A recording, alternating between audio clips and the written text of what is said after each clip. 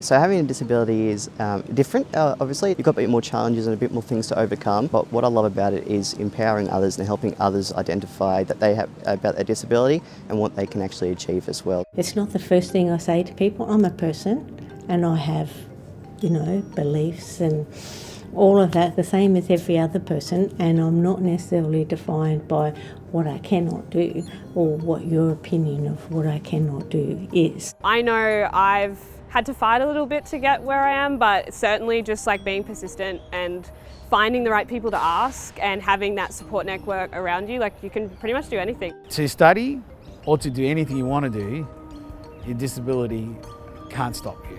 It's how you perceive your disability is what will stop you. So the university knew that I had MS before I started working there, and the university was nothing but supportive.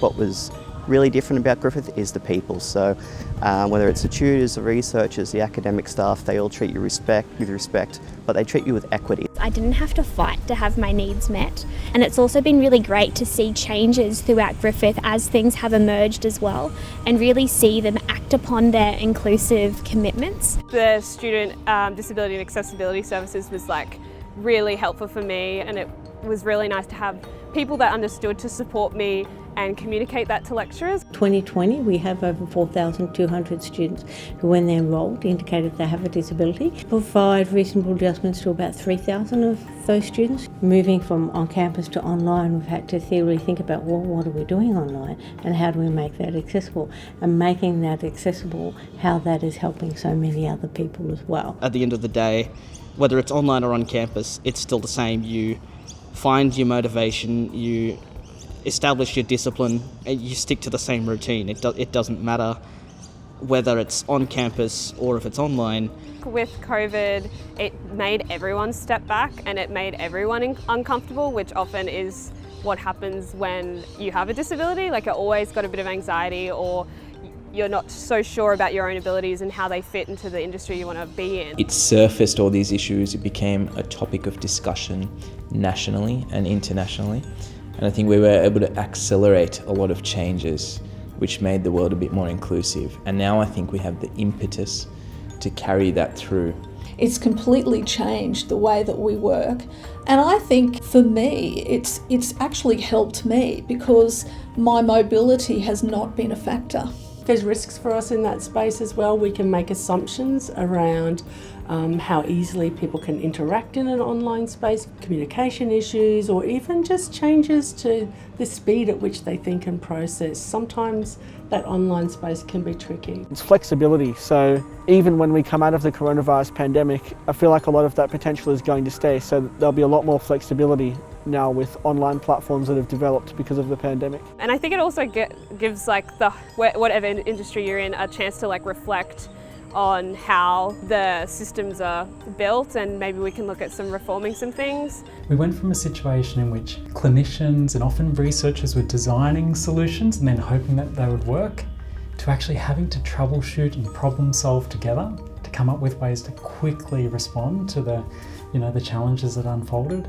That's something that could stay with us, a way of working, a way of thinking, and a way of doing that I think could really positively influence the future in this field. And add on top of all of this previous knowledge that the group already has in policies and in therapies and working with people with disabilities, and try to also bring engineering into the mix so that we can do something different.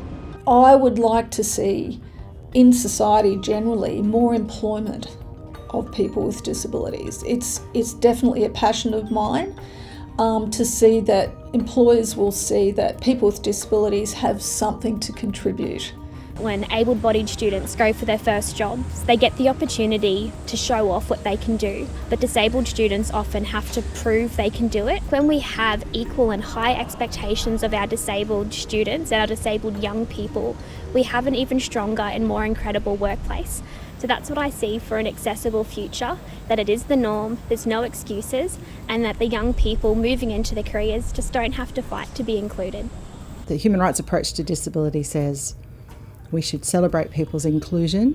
We shouldn't take a medical deficit model to the way they live their lives. We should actually focus on how the rest of society should change to be able to include everybody with every type of ability. We had a lot of change very quickly. Now our task is to really think very carefully and with research around what are the outcomes of this and which are the ones that we should keep and develop moving forward. And we shouldn't be making that decision as researchers. We should be talking to our lived experts. They're the ones that can tell us that. Being a researcher, being qualified to come up through the university, I always say to people with disability, whatever the circumstances, so you gotta have a dream and you gotta follow the dream, and if you don't have one, trying to find one, because that will keep you on track and that will keep you more creative and more productive in a way.